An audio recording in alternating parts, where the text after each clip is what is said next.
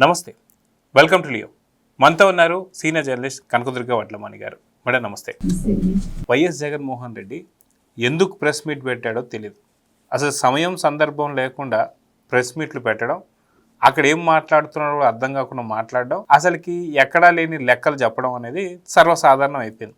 వాస్తవానికి దీన్ని press meet అనాలా లేదా రికార్డెడ్ వీడియో అనాలా తెలియదు, కానీ మొత్తానికి ఈరోజు రికార్డెడ్ వీడియోలో అనుచిత వ్యాఖ్యలు చేశారు చంద్రబాబు నాయుడు గారి పైన. గాడిదలు కాస్తున్నారా, నిద్రపోతున్నారా, లేదా చీటింగ్ కేసు పెట్టాలి, 420 ఇలా ఎన్నో రకాల మాటలు మాట్లాడుతున్నారు.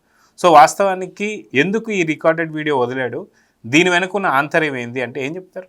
ముందు గాడిదలు కాస్తున్నాడా చంద్రబాబు నాయుడు, ఇచ్చిన హామీలు నెరవేర్చలేని 420ని ఒక్కలో పెట్టాలి, ఈ పదాలు వాడచ్చా? ఇటీవల కాలంలో అడిసిమిల్లి గారు ఏదో అన్నారు కదా, ఎన్కౌంటర్ చెయ్యొచ్చా అని రిషి అని ఒక యాంకర్ అడిగారని, దాని మీద పొన్నవోలు గారు ఆగ్రహంతో రెచ్చిపోయి మరి అనొచ్చా పొన్నవోలు గారు? మరి ఇప్పుడు మీరు ఏ కేసు పెడతారు జగన్మోహన్ రెడ్డి మీద? ఒక ముఖ్యమంత్రిని పట్టుకుని 420 అంటారా? ఒక ముఖ్యమంత్రిని బొక్కలో వెయ్యాలి అని అలాంటి భాష వాడతారా? ఆల్రెడీ అలాంటి భాష వాడి, ఆల్రెడీ అలాంటి భాష మాట్లాడించి మీ మంత్రుల చేత, మీ ఎమ్మెల్యేల చేత అసెంబ్లీలో నీచంగా మాట్లాడి ఇవాళ 11కి పరిమితమైన జగన్మోహన్ రెడ్డిని ట్రోలర్స్ ఏమంటున్నారంటే, నువ్వు వార్డు మెంబర్ గా కూడా ఈసారి గెలవు గుర్తుపెట్టుకో జగన్మోహన్ రెడ్డి అని చెప్తున్నారు. గతంలో కూడా ఇలాంటి రికార్డెడ్ వీడియోసే వదిలి నీళ్లు లేని బావిలో దూకాలని చెప్పి, లేదంటే మడుకు నడి రోడ్డు మీద కాల్చి పడేయాలని చెప్పి ఇలాంటి చాలా మాటలు మాట్లాడుతూ వస్తున్నాడు. ఎందుకని అంటే ఒక ముఖ్యమంత్రి స్థాయిలో ఉన్నటువంటి ఒక వ్యక్తి పైన ఇలా విమర్శలు చేయొచ్చా?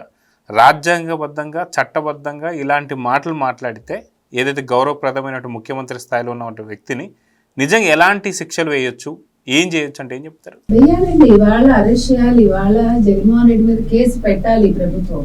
ఎందుకంటే ఆయన బుద్ధి రావాలి. ఇప్పుడు ఆయన కానీ కాదు, ఎవరైనా సరే. ఇవాళ ఆయన పేరేంటి, మాము అని పెట్టారు ఎవరు, మాజీ ముఖ్యమంత్రి అని. తర్వాత 11 రెడ్డి కాస్త వార్డ్ మెంబర్ గా కూడా ఇంకా అవడు అని చెప్పి ఇలా రకరకాల కమెంట్స్. గాడిదలు కాస్తున్నారా అంటే, అవును మిమ్మల్నే కాస్తున్నారు, మీరే కదా 11 గాడిదలు అని. ఇది వస్తున్నది ప్రజల దగ్గర నుంచి వస్తున్న కమెంట్స్. సో ఏ గాడిదలు కాస్తున్నారు అంటే ఆ 11 గాడిదల్ని కాస్తున్నాడు చంద్రబాబు నాయుడు. అందుకని ఇవాళ మీరు ఒకటి మాట్లాడేటప్పుడు ఆలోచించుకుని మాట్లాడండి. ఇది మళ్ళా మనకే కొడుతుంది. ఎందుకంటే చంద్రబాబు నాయుడు సక్రమంగా పరిపాలన చేస్తున్నారు. మనం మాట్లాడితే మళ్ళా మనమే ఏదో అవుతామని ఆలోచించుకోండి. ఇంతకుమించి నేను చెప్పాను. అయితే ఇవాళ అసలు ప్రెస్ మీట్ పెట్టడానికి కారణం ఏంటంటే, ఇవాళ మీకు తెలుసు అదానితో ఆయన మీట్ అయ్యారు, గౌతమ్ అదానితో. తర్వాత మీకు కాగ్నిజెంట్ వస్తుంది, తర్వాత మైక్రోసాఫ్ట్ వస్తుంది, ఇలా వరుసగా కంపెనీలు వస్తున్నాయి వైజాగ్ లో. అదానితో భేటీ అయ్యారు, ఆ మౌలిక సదుపాయాల కూర్కొన్నారు, అన్ని కూడా చేస్తాము వాళ్ళతో కలిపని. అంటే అదాని ముందుకు వచ్చిన ప్రభుత్వంతో చేస్తామని ఇవన్నీ భరించలేకపోతున్నారు. 13 లక్షల కోట్ల పెట్టుబడులు, 7 లక్షల చిల్లర ఉద్యోగాలు. మరి ఇలా చేసేస్తుంటే మా తల్లికి వందనం అని చెప్పి మీరు 12 మంది పిల్లలు ఉంటే 12 మందికి ఇస్తే మీరు ఇవ్వట్లేదనే చెప్తాను నేను. మీరు ఉచిత గ్యాస్ ఇవ్వట్లేదనే చెప్తాను నేను. ఎందుకంటే నా డ్యూటీ.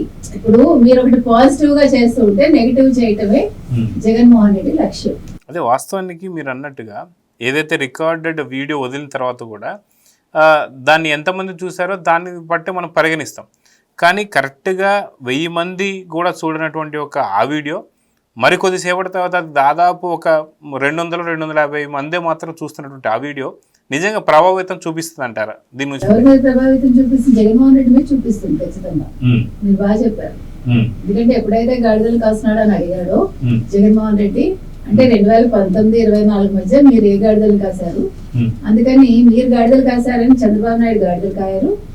ఆయన ఉద్యోగాలు తీసుకొస్తున్నారు, ఆయన అమరావతి కట్టిస్తారు, ఆయన పోలవరం కట్టిస్తున్నారు, వైజాగ్ ని అభివృద్ధి చేస్తున్నారు, ఐటీ హబ్ చేశారు, మొత్తం రాష్ట్రాన్ని అభివృద్ధి చేస్తున్నారు. గాడిదలు మీరు కాశారు కాబట్టి ప్రజలు మిమ్మల్ని ఇంట్లో కూర్చోబెట్టారు అని ప్రజలు అంటున్నారు. ఇది మీరు నేను అంటున్న మాట కాదు. ఎందుకంటే మనం ఏం చేసామో మనకు అదే కనిపిస్తుంది. యద్భావం తద్భవతి అని ఊరికే చెప్పలేదు పెద్దలు. సో ఆయన ఏం చేశారో ఆయన కళ్ళకి అదే కనిపిస్తుంది చంద్రబాబు నాయుడులో. ఇంకొకటి ఇవాళ అసలు ప్రెస్ మీట్ పెట్టడానికి ఇంకొక ముఖ్య కారణం వైవి సుబ్బారెడ్డి. వైవి సుబ్బారెడ్డి ఎప్పుడైతే లై డిటెక్టర్ టెస్ట్ కి నేను వస్తాను, నేను నిజాలు చెప్తానన్నాడు, ఈయన ఎందుకు ఇవాళ పెట్టాడు? ఇవాళ ఎక్కడ కరుణాకర్ రెడ్డి పేరు తీసుకురాలా, చిన్నప్పన్న పేరు తీసుకొచ్చాడు, ఓన్లీ వైవి సుబ్బారెడ్డి పేరు తీసుకొచ్చాడు. ఎందుకంటే వైవి సుబ్బారెడ్డికి హింట్ ఇస్తున్నాడు, నోరు విప్పద్దు నా పేరు చెప్పంటాడు. దానికోసం కూడా ఇవాళ పెట్టాడు. తర్వాత ఇవాళ మళ్ళా పోసాన్ గురించి మాట్లాడాడు, సాధారణవేత్త అమాయకుడు అయితే చెప్పాడు. తర్వాత వల్లభనేని వంశీ గురించి మాట్లాడాడు. పిన్నెల్లి సోదరులు వెనకేసుకొచ్చాడు. పిన్నెల్లి సోదరులు అసలు హత్యలే చేయలేదు, తెలుగుదేశం వాళ్ళే చేసి పిన్నెల్లి సోదరుల మీద పెట్టారు. ఆ పిన్నెల్లి సోదరులు మావోయిస్టులుగా మారిపోతారు. ఎందుకు మావోయిస్టులు? అసలు మావోయిస్టులు వాళ్ళు లేరు కదా. మావోయిస్టులు అన్నా కూడా మార్చ్ 2026కి పూర్తిగా హతం చేస్తాను అమిత్ షా గారి ముందే చెప్పేశారు, ఒక్క మావోయిస్ట్ అన్నవాడు ఉండకూడదు, మీరు లొంగిపోండి అని చెప్పారు. అంటే మావోయిస్ట్ రూపంలో పంపించి వీళ్ళిద్దరిని మనం చేయాలని కుట్ర అని చెప్పారు. ఏమో ఆ కుట్రో లేకపోతే అమిత్ షా గారిని హింట్ ఇస్తాడో ఆయన, ఇద్దరు మావోయిస్టులు వెళ్ళారు జంగిల్ కని, మనకు తెలియదు. ఆయన కుట్రలు అలాగే ఉంటాయి. సో ఇవాళ ఇవన్నీ మాట్లాడాడండి ఆయన. రైతుల మీద ఆవేదన చెందాడు ఆయన. అంటే నేను చెయ్యని చంద్రబాబు నాయుడు చేస్తున్నాడనే ఒక దుగ్ధ కొద్దీ చేశాడు ఆయన. ఇప్పుడు నాకు అర్థం కాదు ఏంటంటే, నేను సంక్షేమాలు ఇచ్చాను అంటాడు, ఇవాళ చంద్రబాబు నాయుడు సంక్షేమాలు ఇవ్వట్లేదు అంటాడు.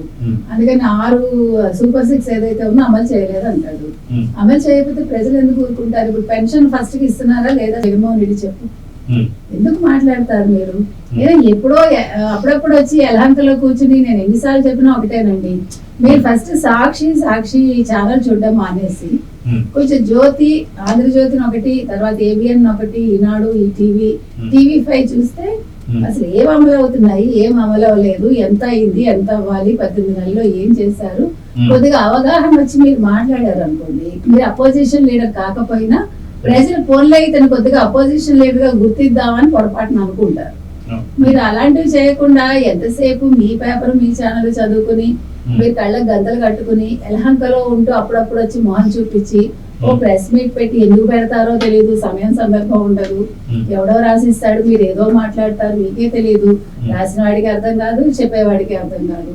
ఎందుకు ఈ ప్రెస్ మీట్ కానీ ప్రెస్ మీట్లు పెట్టడం అండి? అయితే నిన్నగా మొన్న మనం చూసుకుంటే అంబటి రాంబాబు కూడా ఒక ప్రెస్ మీట్ పెట్టాడు. పెట్టేసి అసలు మాక్ అసెంబ్లీ ఎలా చేస్తారు, అసలు పిల్లల్ని అసెంబ్లీలోకి ఎందుకు పంపిస్తారు, స్పీకర్ గారి చైర్లో అలా ఎలా కూర్చుంటారు, ఇది నాకు చాలా అంటే తను కూడా ఒక ఇంకా మెంబర్ అనుకుంటున్నాడు అనుకుంటా, అసెంబ్లీ మెంబర్ అనుకున్నట్టుగా అసలు మేము కూర్చుని నాకు చాలా ఇబ్బందిగా ఉందని చెప్పి మాట్లాడుతున్నాను. కానీ తర్వాత అక్కడ ఉన్న విలేకరులు అసలు అది మాక్ అసెంబ్లీ అంటే అసెంబ్లీలో జరపలేదు, అసెంబ్లీ సెట్టింగ్ చేసా, అవునా అయితే నేను వదిలేసా అని చెప్పి అంటున్నాడు. అంటే దీన్ని ఎలా చూడాలంటే కరెక్ట్గా ఇచ్చే స్క్రిప్ట్ కూడా సరిగ్గా ఇవ్వకుండా అటు అంబటి రాంబాబుకి అదే జరుగుతుంది, ఇటు జగన్మోహన్ రెడ్డి కూడా సరైన స్క్రిప్ట్ ఇస్తలేదు ఎవరు. సో స్క్రిప్ట్ రైటర్ని మార్చాలంటారంటే ఏం చెప్తారు? పేమెంట్ సరిగా ఇవ్వాలి, తర్వాత స్క్రిప్ట్ రైటర్ మార్చాలి, ఇవన్నీ సరేలేండి. అసలు ఇప్పుడు ఎందుకు మాకు అసెంబ్లీ పెట్టారు? అసెంబ్లీ ఇలా ఉంటుంది అని జగన్మోహన్ రెడ్డికి ఒకసారి గుర్తు చేయడానికి. మామూలు అసెంబ్లీ జరుగుతుంటే ఎలాగ చూడదు కదా, బయట ఎక్కడో ప్రెస్ మీట్ పెట్టుకుంటాడు, అయితే నేను బయట మాట్లాడతా, ఆయన తెలియదు కదా ఏం జరుగుతుందో. ఒకసారి చూపిద్దాము, గతంలో మీరు ఏం చేశారు, ప్రెసెంట్ ఏం జరుగుతుంది, అసెంబ్లీలో మీరు ఎలా బిహేవ్ చేశారు చూపించడానికి పెట్టారు. అది కూడా అర్థం కాలేదు అంబటి రాంబాబు కానీ జగన్మోహన్ రెడ్డి కానీ. ఆ పాప ఎమ్మెల్యేలు కూడా వెళ్ళని వాళ్ళు ఉంటారు కదా కొత్త వాళ్ళు, వాళ్ళకు కూడా చూపించడం కోసం చేశారు.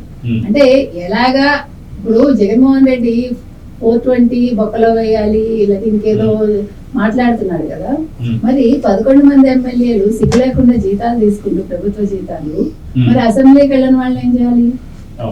మరి అది కూడా ప్రశ్నిస్తున్నారు ప్రజలు.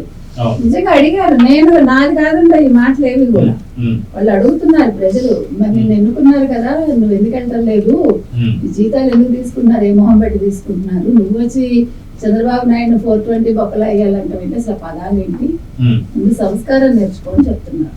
కాబట్టి ఇప్పుడు వీటన్నింటికి మళ్ళా ప్రెస్ మీట్ పెట్టి ఆయన సమాధానం చెప్తారని చూద్దాం. సో మొత్తానికి ఈరోజు రికార్డెడ్ వీడియోలో అనుచిత వ్యాఖ్యలు చంద్రబాబు నాయుడు గారి పైన చేశారు. అదే కాకుండా ముగ్గురిని కూడా బొక్కలో వేయాలి, అంటే లోకేష్ గారిని కావచ్చు, పవన్ కళ్యాణ్ గారిని కావచ్చు, చంద్రబాబు నాయుడు గారిని కావచ్చు. సో ఇలాంటి అనుచిత వ్యాఖ్యలు చేసినందుకు అతి తొందరలో కేసు ఏదైనా నమోదు కాబోతున్నటువంటి కొన్ని అనుమానాలు అయితే వస్తున్నాయి. నిజంగా కేసు నమోదైతే జగన్ని విచారిస్తారు లేదో చూద్దాం. మరి నమస్తే. Please subscribe to Leo news for more videos.